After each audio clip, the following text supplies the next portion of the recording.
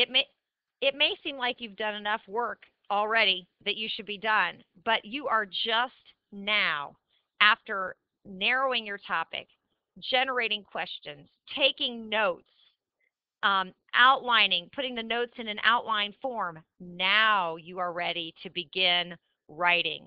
And this is where you begin to write in paragraphs. You take those notes and you create paragraphs out of each of those sections in your outline.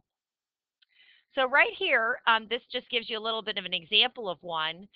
Here's an outline on how computers help paleontologists understand dinosaurs. Here's the background. So what you want to do is start with this supporting idea. Scientists use computers to learn what dinosaurs might have sounded like. Fact, a computer was used to scan the inside of the Parasaurolophus head crust. Fact, the computer created low rumbling sounds that would be made by blowing air through the crust. So you start with each of these, the supporting idea paragraphs using these facts. And then when you're finished writing all of those supporting idea paragraphs, then you can go back and come up with a good attention getter to introduce your idea, come up with a background, provide background information, and then maybe an attention-getting introduction where you list those supporting paragraphs. All right, so remember, this is not your final draft. You're going to be changing and moving things around, but it at least gets you started writing in sentences. So you want to get a paragraph written now for each supporting idea. So right here's the paragraph that they came up with all this information here, Scientists use computers to try and figure out what dinosaurs might have sounded like. One group of scientists used a computer to scan the inside of a Parasaurolophus crest. And then we might add, then that computer created low rumbling sounds that would be made by blowing air through the crest so that scientists could hear what it might have sounded like. So that's where you would add that last sentence there, and then that becomes one of your paragraphs, one of your supporting paragraphs. So let's go back to one of Mrs. Varner's, one of my supporting ideas in my article about the natural resources, living and non-living natural resources in Lake Erie.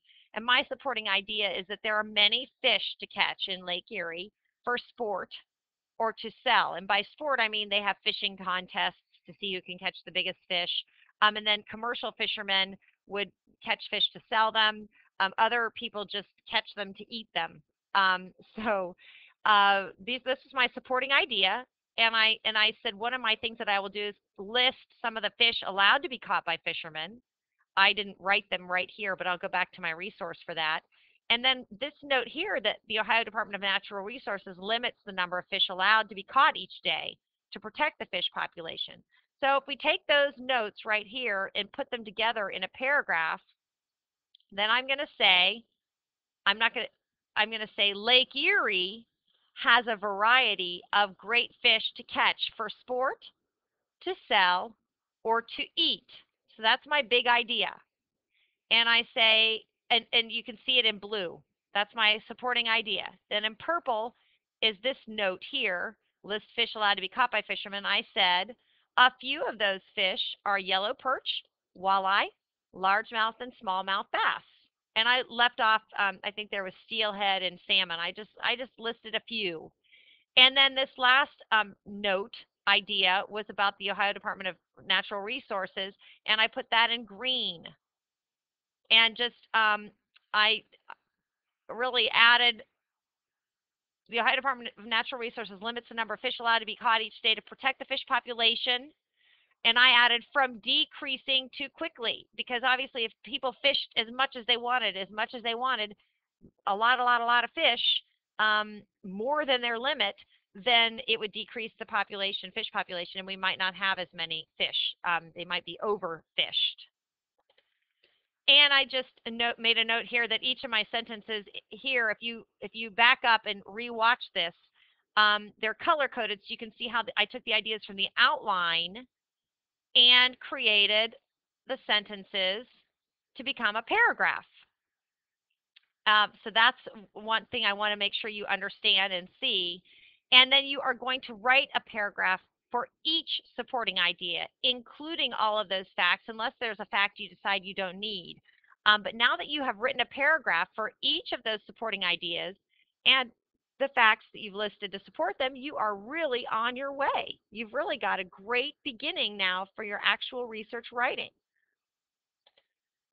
And the next step will be adding some transitions and kind of cleaning up your writing a little bit to make it all flow together.